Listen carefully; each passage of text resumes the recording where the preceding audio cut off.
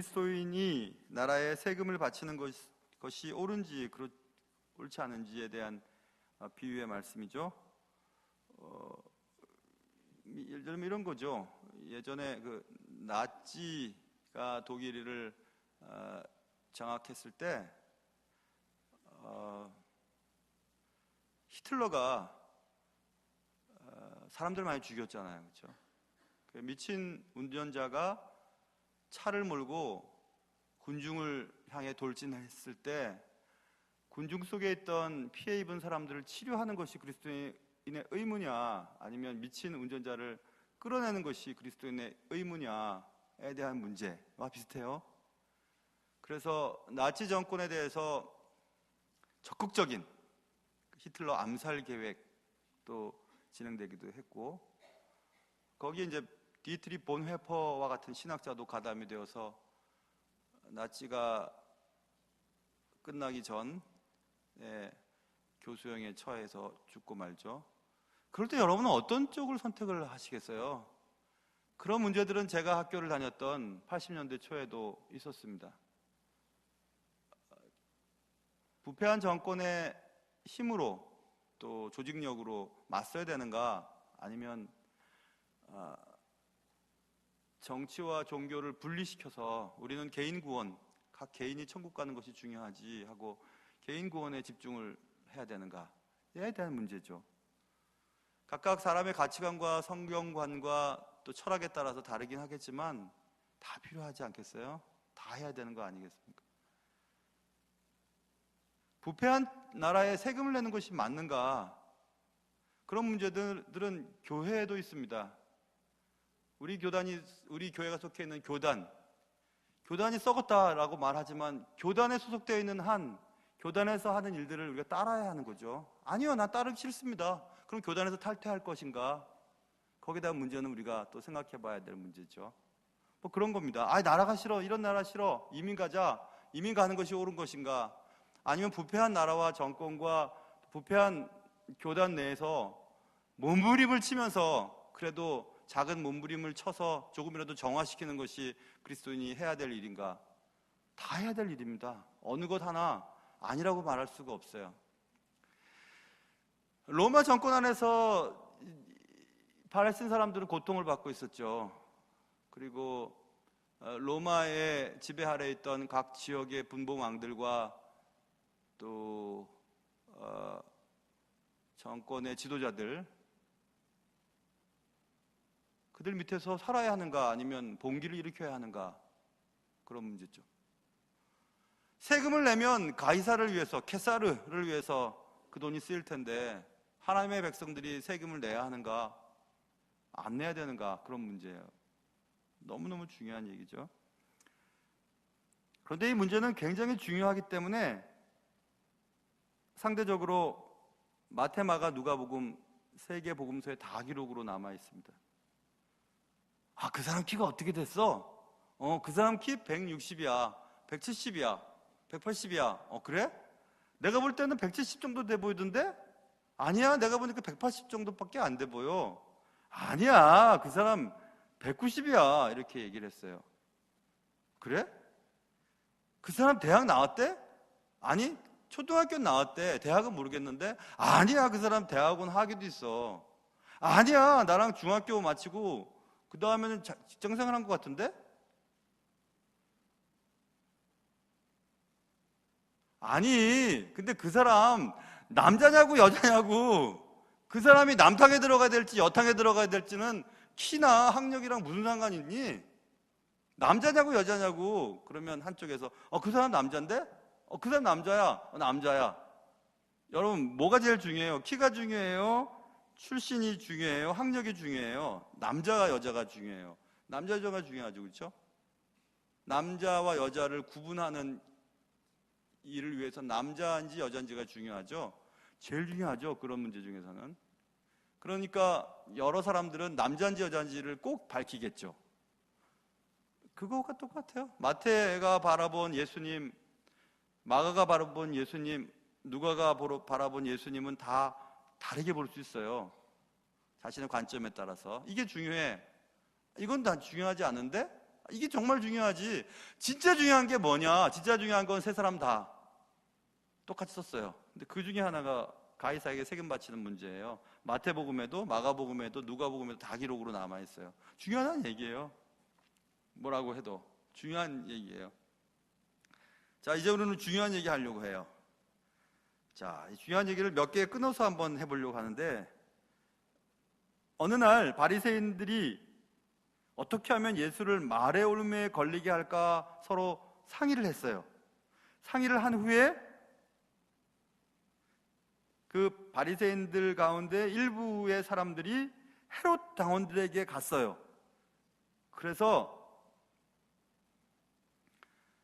우리 예수를 말의 올무에 걸려 넘어지게 합시다 라고 얘기했어요.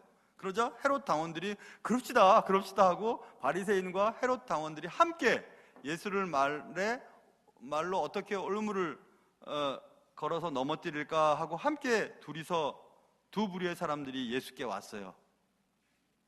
그게 지금 써있죠. 15절과 16절에. 있을 수 없는 일이에요. 이 일은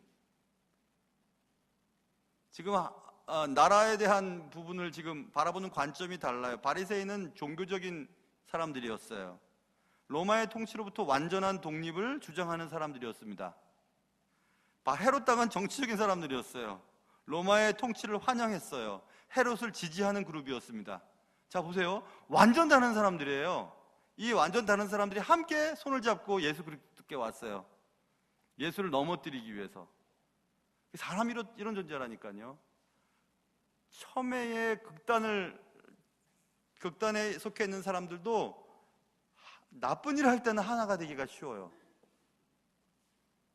참 희한하죠, 사람들이. 요즘에 우리나라의 한쪽 당과 한쪽 당은 굉장히 차이를 보죠. 정치적으로 색깔이 다르죠. 저한테도 막 문자가 옵니다. 뭐 이렇게 저렇게 막 오고, 나한테는 안 왔으면 좋겠어요. 그런 거 안 했으면 좋겠어요. 난 내 나름대로 또 판단이 있으니까, 이것도 저것도 제가 제대로 판단하면 좋으니까요. 그렇죠?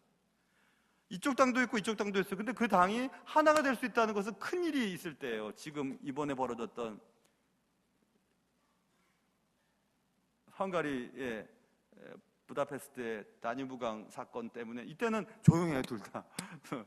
큰 일이기 때문에 그런 거죠. 그렇죠? 큰 일이죠.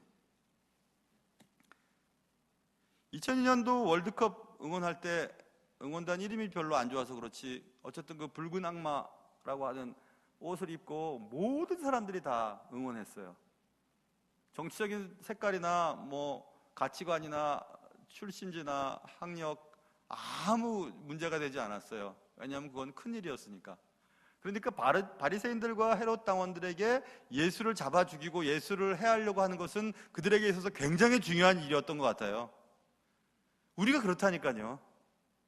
우리가 나쁜 일을 하는 데 있어서는 하나가 참 잘 됩니다. 근데 그런 하나는 건전한 하나가 아니죠. 그래서 우리가 이 본문 말씀을 통해서 알 수 있는 사실은, 사람은 어떤 때에는 내 편일 수가 있고 어떤 때는 내 편이 아닐 수가 있지만, 그 사람이라고 하는 존재는 이익을 위해서라면 언제든지 한편 될 수도 있고 또 언제든지 등을 돌릴 수 있는 존재라고 하는 사실을 우리가 기억해야만 해요. 그래서 사람으로부터 실망했다고 하는 말과 사람을 너무 믿었어 라고 하는 말은 애초부터 하시지 않으셔야 돼요. 사람 믿을 수 없어요. 사람 믿지 마세요. 아무도 믿지 마세요. 난 당신 믿고 신앙생활 했어요. 그런 말 하지 마세요. 당신 때문에 나 신앙생활 하기 싫어요. 그런 말도 하지 마세요. 사람은 원래부터가 믿을 수 없는 존재이거든요. 자신의 이익을 위해서 얼마든지 등을 돌릴 수 있는 존재입니다. 야합이라고 하는 단어는 단지 정치인들만이 사용하는 단어가 아니에요. 모든 사람들이 그럴 수 있어요. 모든 사람들이.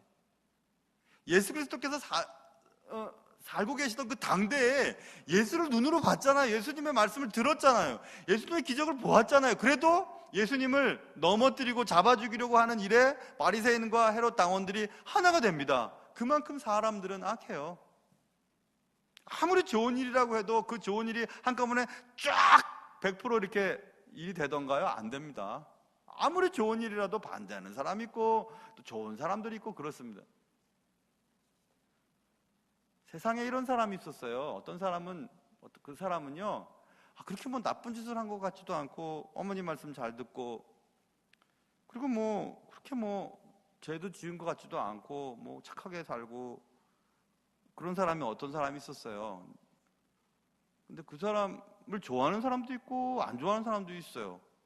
근데 그 사람 생각하기에는 왜 날 안 좋아하지? 내가 사람들한테 뭘 나쁜 짓을 한 것도 없는데 왜 날 안 좋아하지? 이렇게 생각을 했어요. 되게 순진하죠. 나이브한 생각이죠. 그럴 수 있어요, 여러분. 나를 좋아하는 사람도 있고 나를 그냥 싫어하는 사람도 있어요. 왜 나를 싫어하지? 내가 뭘 당신한테 잘못했길래 나한테 이렇게 함부로 합니까? 아무리 얘기해도 그냥 싫은데 이렇게 해버리면 그만이죠. 그래서 사람은 믿을 존재가 아니에요. 사람에게 소망을 두면 언제나 실망합니다. 언제나 실망해요. 사람은 변하니까. 오죽했으면 이사야 선지자를 통해서 이렇게 말씀하셨겠어요. 여인이 어찌 그 젖 먹는 자식을 잊겠냐. 자기가 애를 낳았어요. 배가 아파갖고 그냥 9살 동안에 해서 낳았는데 또 자기 젖을 막 빨고 있어요. 있겠냐 엄마가 자기 젖 빨던 아기를, 자기 태에서 난 아들을 긍휼히 여기지 않겠냐? 당연히 긍휼히 여기죠. 그런데 혹시 잊을지라도, 그런 일은 있어요. 근데 또 그렇죠, 버려버리고 있지요.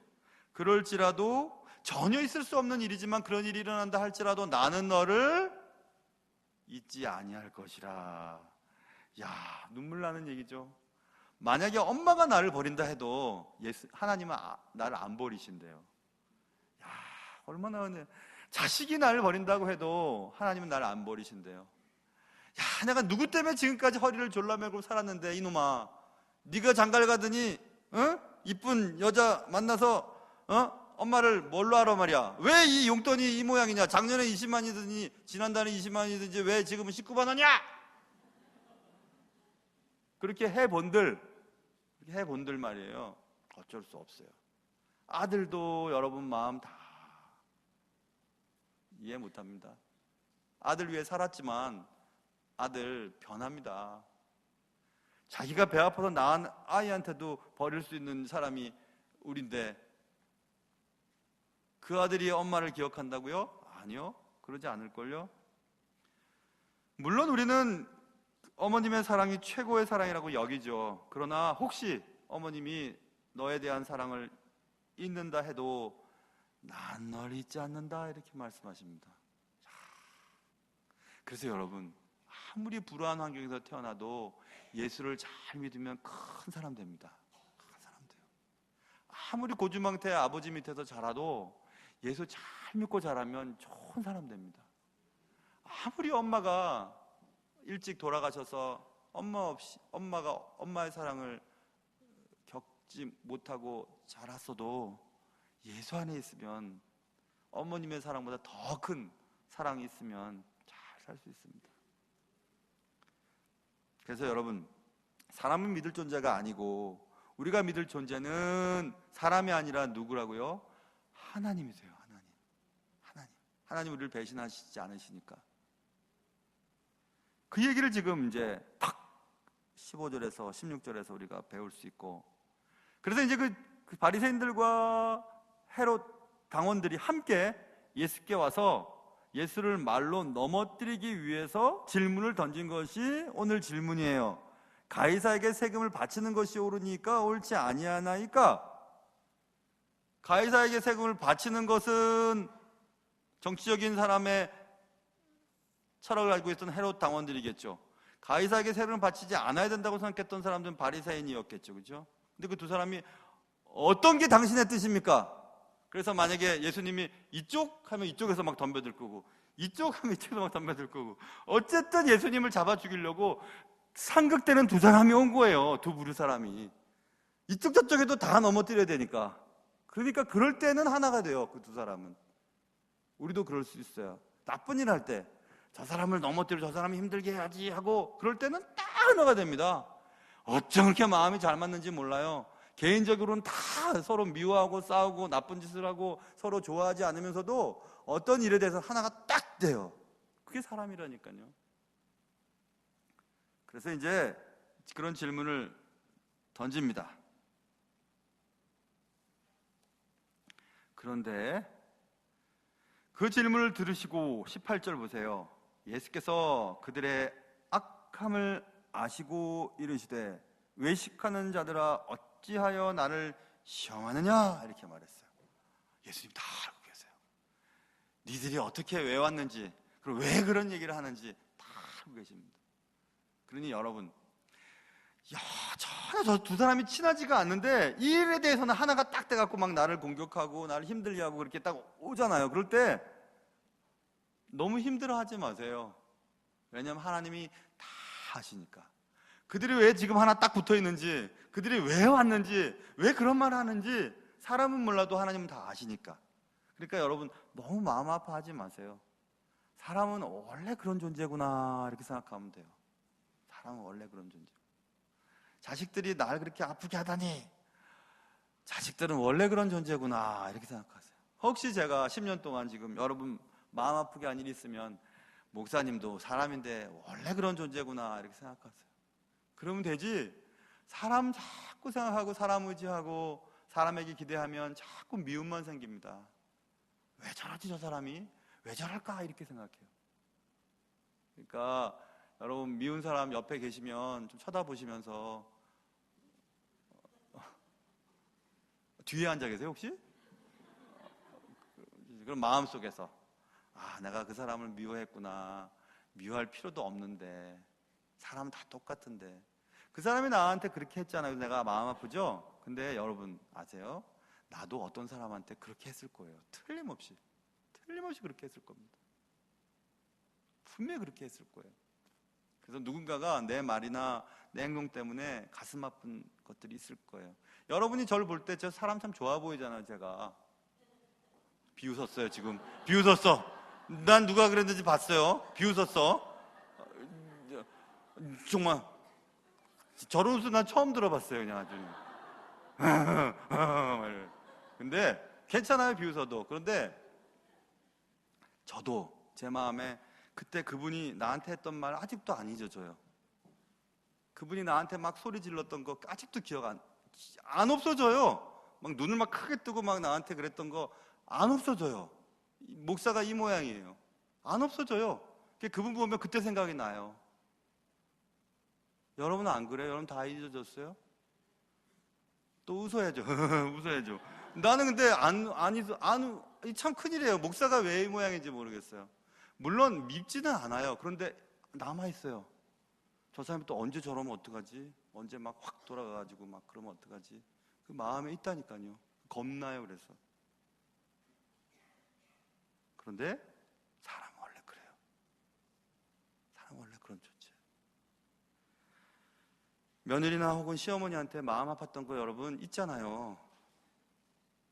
그쵸? 또 웃어야 되는데. 근데 그것도 다 지나가요.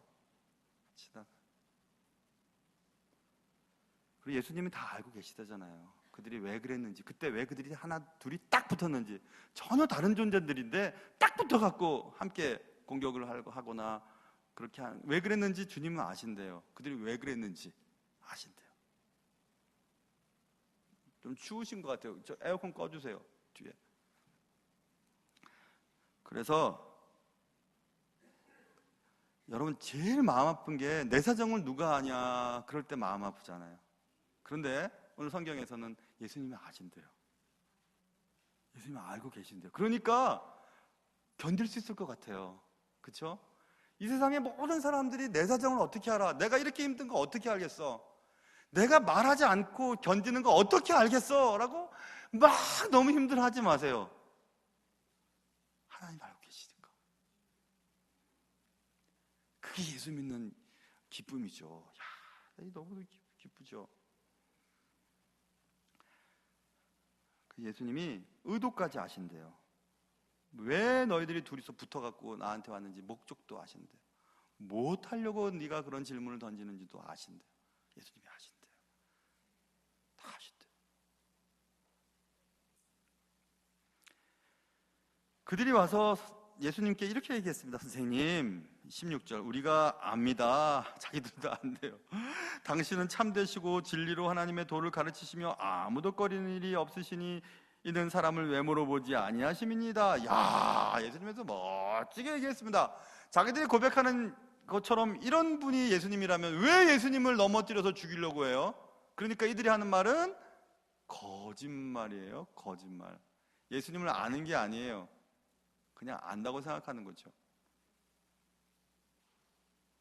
비록 우리가 하나님 앞에서 아름다운 말을 한다 할지라도 그렇게 말하는 의도를 주님은 아신대요. 왜 그렇게 말하는지. 우리가 아무리 멋들어진 기도를 하고 멋지게 포장을 해서 교회에서 봉사를 해도 뭐 때문에 그런 일을 하시는지 주님은 아신대요. 우리 신앙의 참 목적을 아신대요.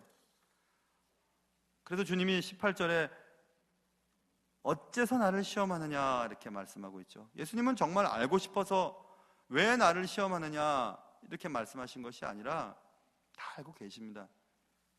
그러면서 이 바리새인과 헤롯 당원들이 예수님을 넘어뜨리기 위해서 온 그분들에게 충격을 주시는 거죠. 다 아니까 그러지 말아라 이렇게 했어요.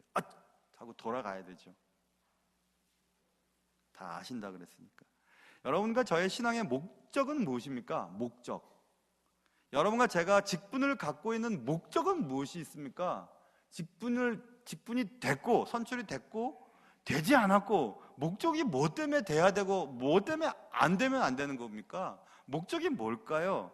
정말 주님의 일을 하고 싶은데 내게 그런 직분을 안 줘도 내가 못하기 때문에 직분을 좀 주세요. 그래야 내가 더 열심히 주님의 일을 할 테니까 라는 목적인가요? 아니면 창피하니까? 아니면 나이가 됐으니까? 최고로 올라가야 될 직분을 가져야만 되니까? 그래서 그렇게 목적을 갖는다면 그건 잘못된 거예요. 여러분과 제가 기도하는 목적이 뭘까요? 뭐에 기도합니까? 가슴이 답답해서 기도하나요? 아니면 내 이 문제를 주님 해결해 달라고 하는 거예요? 아니면 뭐가 목적일까요? 돈이 필요하다고 기도를 하는데 왜 돈이 필요하죠? 무슨 목적 때문에 돈이 필요한 거죠? 출세는요? 승진은요? 사업이 잘 되는 목적은 뭘까요? 아이들이 그 학교를 가고 아이들이 결혼을 하고 아이들이 아이를 낳고 또 아파트를 사고 근데 그게 목적이 뭘까요? 뭐 때문에 그렇게 하는 걸까요? 뭐 때문에 그걸 위해 기도를 하는 걸까요? 예수님은 진리시고 모든 것을 아시는 분이시고 막 얘기를 했지만 예수님을 정말 안다면 그렇게 하지 않죠. 우리도 똑같아요. 우리의 숨은 속셈을 주님은 잘 알고 계십니다. 하나님을 시험할 목적으로 하나님께 기도하면 안 돼요. 들어주시는지 안 들어주시는지 한번 두고 보겠습니다. 그리고 기도의 결과에 따라서 나도 좀 생각 좀 해보겠습니다. 그러면 안 돼요.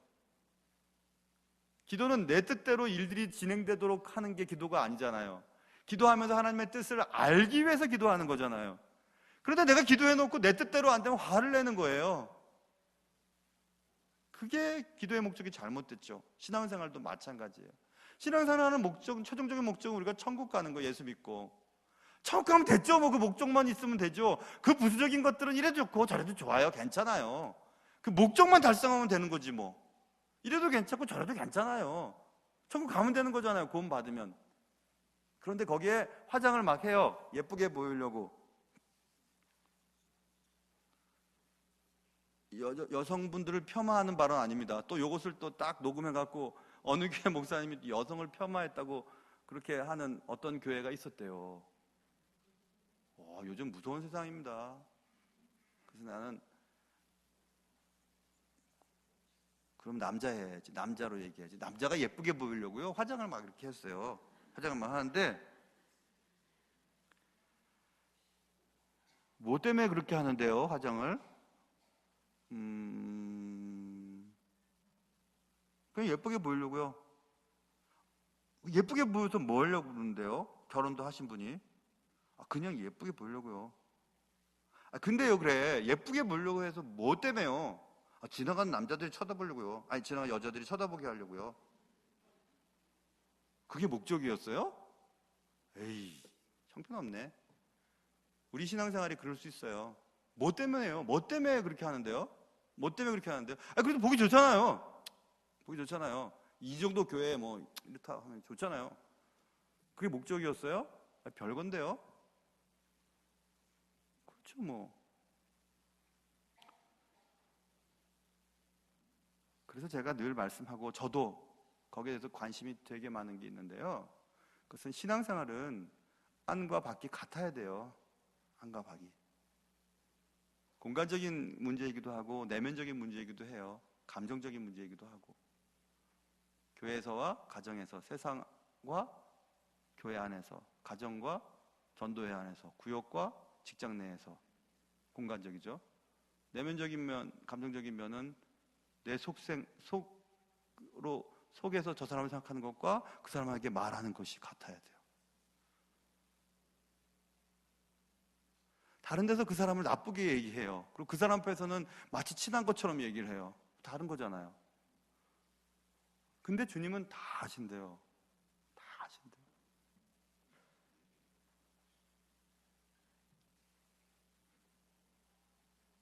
제가 참 고맙더라고요. 제가 이렇게 노예에서 이렇게, 저도 이제 우리 교회, 우리 노예 온 지가 벌써 10년째 되니까 자꾸 뭘 맡겨줘요. 노예에서 이건저런 일들이. 그럼 자꾸 이제 모임에 가야 돼요. 모임에 가면 장로님들도 만나고 목사님들 만나면 장로님들이 그러세요. 그 다른 교회 장로님들이, 아이고, 충신교회 장로님들 목사님 자랑을 얼마나 많이 하는지. 그래서 목사님을 만나보기도 전에 난 목사님들도 다 알았다고. 어쩜 이렇게 장로님들이 자랑을 많이 하냐고. 그래서 내가 속으로, 우리 장로님들이 얼마나 정직한지 아냐고 이렇게 있는 그대로 얘기한다고 내가 그렇게 얘기하고 싶었는데, 그렇게 하면 교만하니까 저도 그렇게 생각한다고, 우리 교회 장로님 참 좋으시다고 그 얘기하면 다른 교회 장로님들이 어쩜 이렇게 서로 이렇게 자랑을 하고 그런다고 그 얘기를 해요. 내가 참 고맙더라고요. 장로님도 그렇게 하시잖아요, 그렇죠? 노예 가면 제 자랑을 얼마나 하시는지 너무 고마워요. 저도 목사님들 만나면 우리 교회 자랑 많이 해요. 진짜로 그렇게 해요. 왜냐하면 그렇게 생각하니까.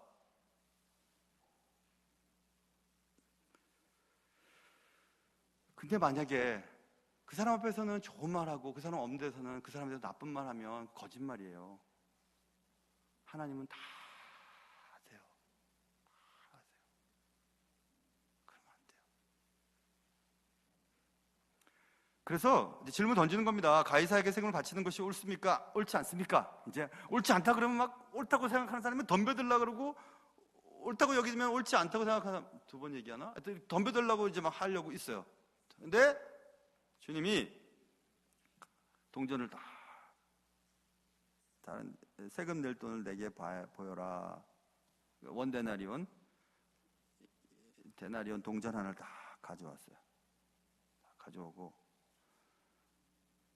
이 형상과 이 글이 누구의 것이냐 물어봅니다. 동전에는 가이사, 케사르의 형상이 부조되어 있거든요. 동전에, 그 당시 동전이. 이거 형상과 이 글은 뭐냐? 이게 물어봤어요. 왜 이렇게 질문하는 거지? 자기들이 생각했죠.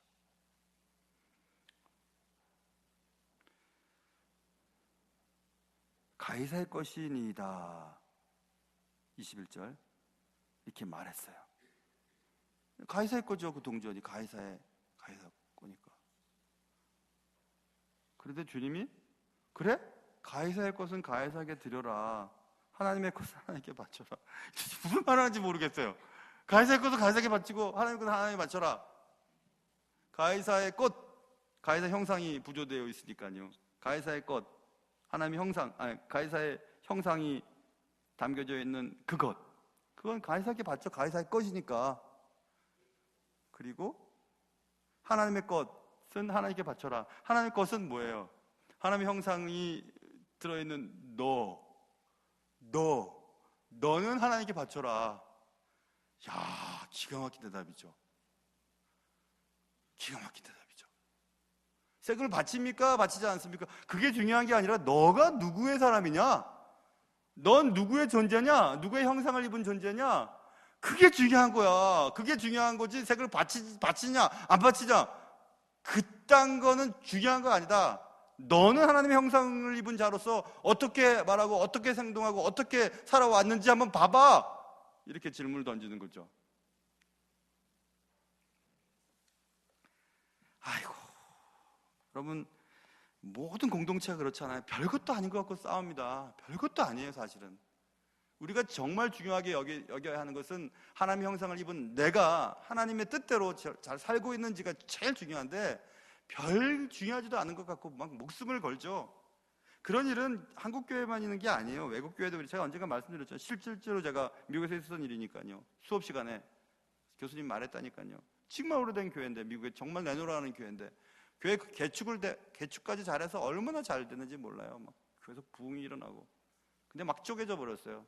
그것은 개축하고 나서 화장실이라 그러면 좀 좋아 보이니까 변소 색깔을 파란색으로 칠할 거냐 빨간색으로 칠할 거냐 딱 반으로 나뉘었어요. 왜 빨간색으로 칠해야 되는데 파란색으로 칠한다고 그래? 잘 알지도 못하면서. 빨간색으로 칠해야지 볼 일이 잘 보여진다고. 빨간색은 얼마나 나쁜 건데 파란색으로 해야지 시원하게 잘 나오지. 그래서 서로 막 싸웠어요. 그래가지고 화합이 안 돼가지고 교회가 깨졌다니까요. 참 희한하지, 그렇죠? 우리가 볼 때는 뭐 저런 거 갖고 그러냐. 그딴 것보다도 훨씬 아무것도 아닌 것 같고 싸우고 막 그렇습니다. 우리가 세금을 드려야 됩니까? 말아야 됩니까? 그 뭐 중요해요? 네가 하나님의 형상을 입은 자로서 하나님의 뜻대로 살아가고 있는지 안 살아가고 있는지, 그게 중요하다. 그게 만약에 결정이 되면, 확실하면 세금을 내든 안 내든 상관없다는 얘기예요. 뭐 그게 좀 문제예요. 내가 하나님의 뜻대로 살아가고 있는데 그게 뭐가 중요해요? 세금을 내야 되는지 말아야 되는지 뭐가 중요하겠습니까? 그런데 세금에 대한 문제는 사실은 주께서 제자들이 세금 낼 돈이 없어요 그랬더니 물고기 한번 잡아봐. 거기 입안에 세금이 있으니까 너를 위해서 나를 위해서 내라. 이렇게 하시는 걸 보면 기존적인 어떤 질서에 대한 것들을 순응하는 것을 볼 수 있어요. 예수 그리스도께서 그걸 원하세요. 기존의 질서에 순응하며 그 가운데서 예수의 자녀로 어떻게 살 것인가에 대한 관심을 가져야 되지, 그것까지도 막 엎어버리면서, 막 기존의 권위들 다 엎어버리면서 내가 잘할 수 있을 것처럼 막 다 엎어버리고 막 내가 하겠다고 하는 것은 하나님이 원하시는 것 같지 않아요. 비록 내 마음에 들지 않는다 해도 그런 힌트는 우리는 얻을 수 있어요. 껌껌이 주께서 주의 뜻을 우리에게 성경을 통해서 가르쳐 주시진 않았지만 우리는 큰 원리에서 작은 원리들을 응용해 나갈 수는 있죠. 그래서 그 얘기를 딱 듣고 깜짝 놀란 겁니다. 그들이 이 말씀을 듣고 놀랍게 하고 예수를 떠나니라. 답은 안 하셨잖아요. 주님께서 내라 마라 뭐 이렇게 얘기 안 하지만 가이사의 것은 가이사에게 드려라, 하나님의 것은 하나님께 드려야지. 그랬더니 깜짝 놀랐습니다. 이 말의 의미를 알았어요. 뭐 때문에 지금 우리가 읽고 있는지 알았습니다. 이런 지혜 여러분 갖고 싶지 않으세요? 이런 지혜. 야고보서 1장에 너희 중에 누구든지 지혜가 부족하든 모든 사람에게 후히 주시고 꾸짖지 아니하시는 하나님께 구하라 그리하면 주시리라 이렇게 말씀했습니다. 그래서 우리는 지식보다 지혜가 중요해요. 얼마나 배웠는가 보다 얼마나 잘 살 수 있는가가 중요해요. 아이들도 세상 속에서 예수 그리스도를 믿고 잘 살아가는 일을 가르쳐야지, 지식을 많이 배우는 일에 우리가 관심을 기울이면 아이들은 그것이 더 중요한 줄 알고 그렇게 살기 때문에 그렇습니다. 세상을 살아가다 보면 이렇게 실타래가 얽히는 것처럼 막 그게 얽혀갖고 문제가 다가올 때가 있어요. 이러지도 못하고 저러지도 못하겠어요. 만약에 예수 그리스도가 아니었다면 이런 질문 앞에 어떻게 대답을 할 수 있겠어요? 막 얽혀 있어요. 양쪽의 극단이 얽혀서 어떻게 해야 될지 모르겠어요. 전혀 함께 할 수 없는 사람들이 힘을 앞에 나를 힘들게 하고 이런저런 일들이 함께 섞여서 실이 엉키듯 복잡해질 때가 있습니다. 우리 교회 우리 노회에 어떤 사모님 계세요. 어떤 사모님이 노회에서 부부끼리 어디 갔을 때 이렇게 목걸이가 꼬여가지고 목걸이를 하지를 못하셨어요. 근데 내가 딱 보니까 좀 쉽게 풀 수 있을 것 같아요. 그래서 내가 금방 풀어드렸거든요. 그때부터 노예 모임만 가면 꼬인 목걸이를 다 갖고 와요. 그래가지고 강남 목사님 만나서 이거 풀어달라고 갖고 왔다고. 진짜 그랬어요. 제가 농담하는 게 아니라. 저 아내가 저기 있잖아요. 그래서 갖고 와갖고 이거 왜 갖고 오셨어요? 집에서 꼬였는데 풀기가 어려워서 강 목사님한테 맡기면 풀 것 같아서 갖고 왔어요. 거기 외국까지 그걸. 그 제가 또 금방 풀어드렸어요. 나 그거 잘 풀어. 또 여러분 갖고 올라. 나 바쁜데. 근데 푸는 방법은 딱 한 가지예요, 여러분. 풀려고 하면 안 풀려요. 살살살살 털면 풀어져요, 저절로. 경험이 있는 분들도 있고, 그런가? 그래도 뭐 화딱 지나가고 막 털면 또 안 풀려요. 살살살살 풀면요, 살살살살 이렇게 털면 저절로 이렇게 풀려요. 그래서 딱 보면 어디서 꼬였구나 하고 그거를 살짝만 만져주면 금방 풀릴 수 있어요. 난 그거 알아요. 그래가지고 딱 풀어드렸더니 막 너무너무 좋아하시는 거예요. 너무너무. 그래가지고 그냥 또 갖고 올까 겁이 나는데 다행히 재작년에 은퇴하셨어요, 그 목사님. 너무 감사해요. 너무 감사해. 여러분, 삶이 이렇게 엉켜 있을 때는 제가 보니까 똑같아요. 힘을 빼야 돼요. 힘을 빼고 하나님을 바라봐야겠죠. 하나님, 나는 도저히 이 문제를 풀 수가 없네요. 여쭤봐야 돼요. 주님이 내가 다 안다.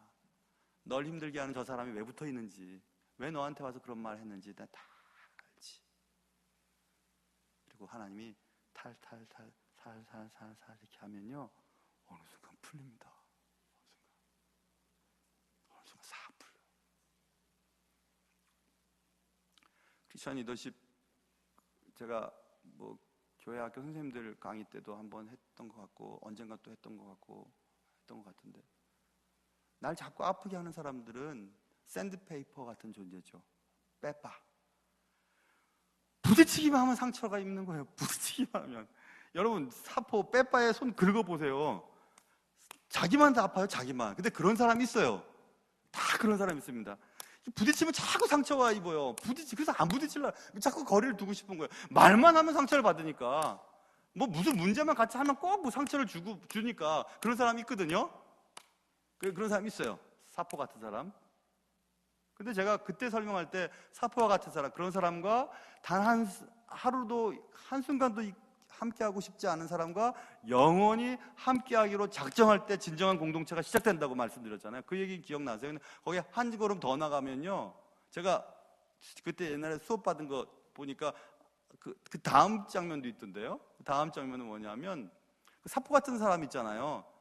자꾸 부딪혀요. 부딪히면 내가 상처받죠? 근데 상처로 생각하지 마세요. 자꾸 부딪혀봐요. 그럼 제가 오늘인가 집사람의 얘기를 듣고, 맞아, 그렇게 얘기했었죠, 교수님이. 생각이 났어요. 자꾸 이렇게 사포를 경상말로 문대면요, 문지르면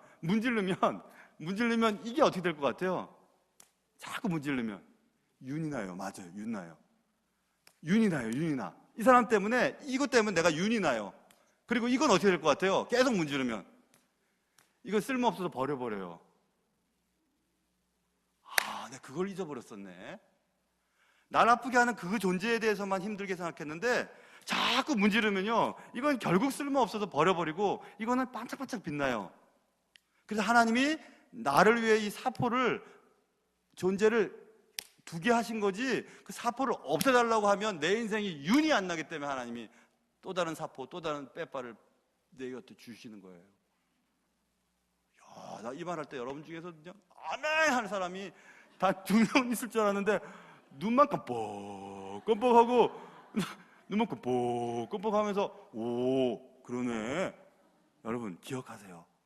꼭 기억하세요. 나를 아프게 하는 그 사람이 나를 윤기나게 만들어줍니다. 하나님의 손 안에 있기 때문에 그래요. 주께서는 아무리 얽혀있는 거라도 살살 다 풀려요. 근데 하나님이 빨리 안 풀어주시는 이유는 여러분과 제가 반짝반짝 윤이 나서요, 세상 속에서도 정말 멋있는 존재로 살아가기를 원하시는 하나님의 계획이에요. 여러분, 아멘 하신 분들은 더 많이 아프셔야 될 겁니다. 왜냐하면 나도 그럴 때 아멘 하고 싶은데, 그래 될 수 있으면 힘들어. 근데 빼빠로 많이 문지를수록 빼빠는 사라져 버릴 거고, 빨리. 그리고 나는 더 아름답게 변할 테니까 말입니다. 내 힘으로 안 될 때는 하나님께 맡기고, 나를 아프게 하는 빼빠를 없애달라고 기도하지 말고, 하나님, 이 일을 통해서 내 삶이 더욱더 윤기나게 만들어주세요. 이러면 눈물이 조금 나면서 하나님의 은혜가 생각이 날 거예요. 또 이제 나 아멘 하는 사람 그럴 거라 했더니 아멘을 또 안 해요. 겁이 나가지고. 하나님, 오늘 아멘 안 하는 사람들에게 큰 아멘거리를 주시기를 바랍니다. 하나님 앞에 또 세상 속에서 윤기 나는 존재로 살고 싶다면 빼빠의 존재를 거부하지 마시고 그 빼빠가 주는 유익을 여러분 받으시고 하나님 앞에서 세상에서 또 하나님 나라에서 반짝반짝 빛나는 윤기 있는 존재로 살아갈 수 있기를 주님의 이름으로 축원합니다.